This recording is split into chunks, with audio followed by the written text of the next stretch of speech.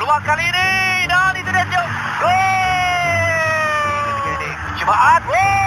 Cantik.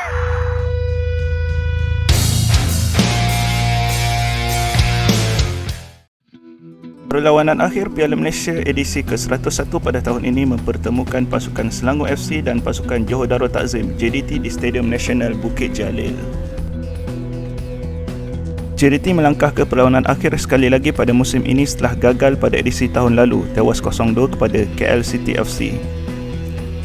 Selangor FC pula kembali ke pentas final setelah kali terakhir memenangi pada edisi 2015, membawa momentum baik setelah Tan Cheng Ho mengambil alih kerusi ketua jurulatih. Tan Cheng Ho pernah memenangi Piala Malaysia sebagai ketua jurulatih ketika bersama pasukan Kedah pada edisi tahun 2016, manakala ini adalah final Piala Malaysia pertama Hector Bidoglio, membawa misi agar JDT memenangi setelah menyapu bersih Piala Sumbangsih, Liga Super dan juga Piala FA. Di atas kertas JDT bermula dengan formasi 4-3-3, namun kita tahu formasi tersebut akan mencair di dalam padang ketika Corbin ataupun Matt Davis naik membantu serangan. Sama seperti JDT, Selangor FC juga bermula dengan formasi 4-3-3 dengan trademark mereka rotating midfield dan juga peranan Quentin yang kerap naik membantu serangan. Separuh masa pertama bermula dengan Selangor FC terus mempamerkan game plan mereka, iaitu menidakkan JDT bermain permainan JDT. Ini dapat dilihat dengan beberapa momen high pressing dan counter pressing daripada Selangor FC yang nyaris memberikan mereka gol pendahuluan. Di sini Selangor FC bermain high pressing untuk menyukarkan JDT playing out from the back.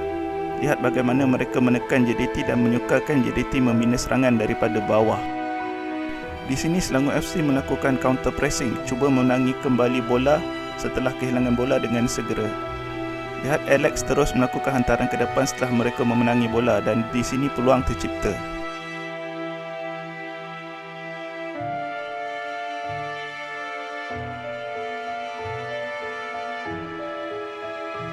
Di sini sekali lagi contoh bagaimana Selangor FC menekan JDT dengan pressing mereka. Lihat bagaimana pemain mereka merapat kepada pemain JDT untuk menyukarkan JDT melakukan hantaran ke depan. Lihat bagaimana Leandro telah masuk ke dalam pressing trap dan Syarul Saad lambat membuat hantaran sehingga dirampas oleh Kayon. Kayon menghantar bola kepada Ted Aun yang terus melakukan rembatan namun sayangnya tersasar. JDT tidak dapat bermain permainan mereka. Corbin dan Matt Davis jarang dapat naik ke atas membantu serangan seperti biasa dan shape JDT juga jarang mencair pada separuh masa pertama. Kudos kepada kerajinan, kebijaksanaan membaca permainan, kelembutan pergerakan dan ketepatan hantaran Alex Agyakwa yang sedikit sebanyak menenggelamkan trio Natso Insa, Afiq Fazail dan juga Leandro Velasquez di tengah. Lihat di sini bagaimana contoh Alex mengawal tempo permainan. Beliau tidak terus menghantar bola kepada Quentin meskipun ruang sudah terbuka luas. Beliau bermain terlebih dahulu, memperlahankan tempo permainan sebelum meminta kembali bola dan barulah beliau menghantar bola kepada Quentin.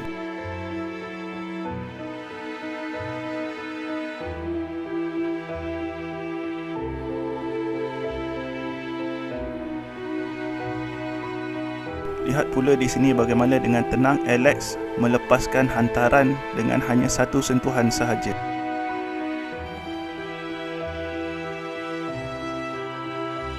Ini pula contoh bagaimana Alex membantu serangan dengan melakukan satu terupas yang menarik. Di sini Alex melakukan scan sekali lagi setelah pertama kali melakukannya sebentar tadi. Beliau melihat situasi terbaik untuk melepaskan hantaran dan terus melepaskannya kepada Kayon. Di sini contoh bagaimana dominannya Alex di tengah dan menenggelamkan trio Afiq, Natso dan juga Leandro.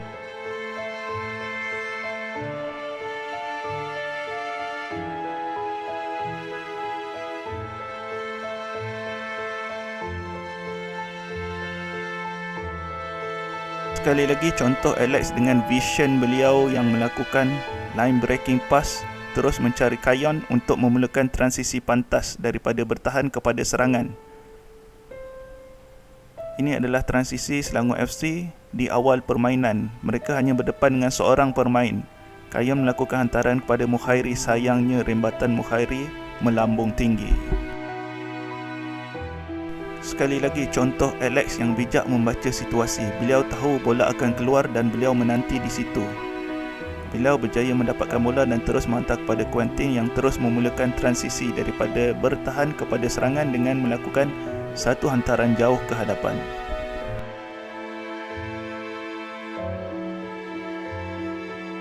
Jaringan penyamaan di penghujung separuh masa pertama memberikan JDT keyakinan. JDT perlahan-lahan mencengkam bermain permainan mereka. Corbin mula naik di wide area sisi kiri. Begitu juga dengan Matt Davis yang mula naik tinggi sama ada di wide area atau di half space sisi kanan. JDT bermain permainan mereka. Lihat di sini Matthew Davis naik ke atas untuk membantu Arif Aiman di sisi kanan padang. Arif Aiman juga telah mula melakukan kebiasaan beliau iaitu gerakan cut inside, dan lihat di sini terdapat 5 pemain JDT di kawasan attacking third untuk melancarkan serangan. JDT perlahan-lahan mula menguasai bahagian tengah. Lihat di sini mereka mempamerkan kebiasaan mereka iaitu triangle secara berdekatan.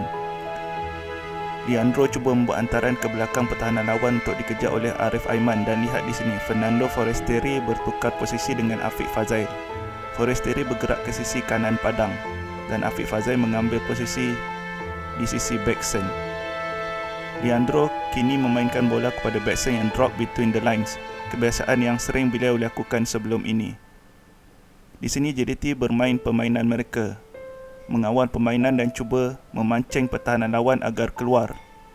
Corbin juga telah naik ke sisi kiri bahagian wide area.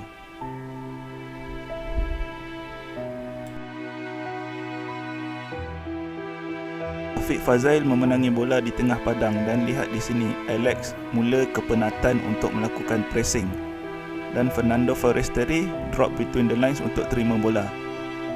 Beliau ingin melambat-lambatkan permainan dan mengawal tempo. Beliau cuba melakukan serangan dan sekali lagi backson turun ke bawah, memperlahankan tempo sekali lagi dan menukar gerakan bola.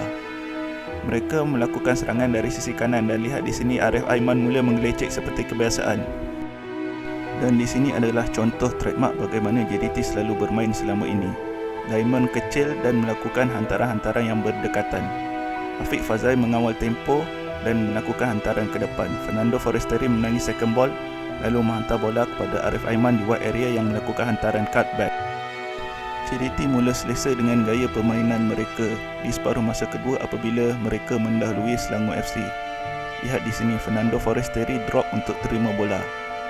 Beliau memainkan bola semula kepada Feroz yang terus menghantar bola kepada Corbin Ong di wide area sisi kiri.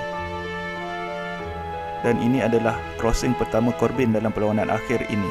Selangor FC yang ketinggalan kerana kelekaan dan kepenatan pemain-pemain mereka cuba memasukkan fresh leg dengan harapan untuk mengejar. Namun sayangnya pemain-pemain tersebut seakan tiada idea untuk menembusi tembok pertahanan JDT. Tamat perlawanan, JDT 2, Selangor FC 1. Kesimpulan, Selangor FC punya cara tetapi terleka.